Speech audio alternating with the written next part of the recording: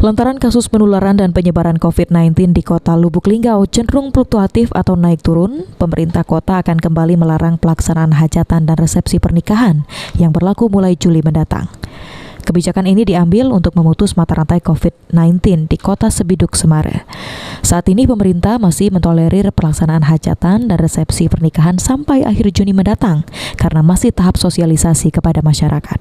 Pelarangan ini juga sebagai upaya persiapan agar kota Lubuk Linggau bisa melaksanakan belajar tatap muka pada tahun ajaran baru 2021-2022 mendatang. Kapolres Lubuk Linggau AKBP Nuryono menegaskan, pengkajian tersebut setelah menyikapi situasi dan kondisi COVID-19 di kota Lubuk Linggau saat ini. Menurutnya, klaster hajatan sangat riskan dan bisa menimbulkan orang yang terkonfirmasi baru. Apalagi hasil koordinasi dengan Kementerian Agama, dalam 1 bulan ini sudah 100 acara pernikahan yang sudah terjadwal. Ya tentunya semakin banyak orang melaksanakan hajatan, itulah yang mengkhawatirkan.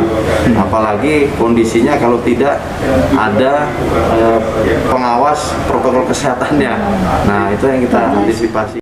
Nuryono pun menghimbau kepada masyarakat untuk selalu menerapkan protokol kesehatan dalam acara ijab kabul ataupun pernikahan, diminta untuk selalu memperhatikan prokes terutama masker.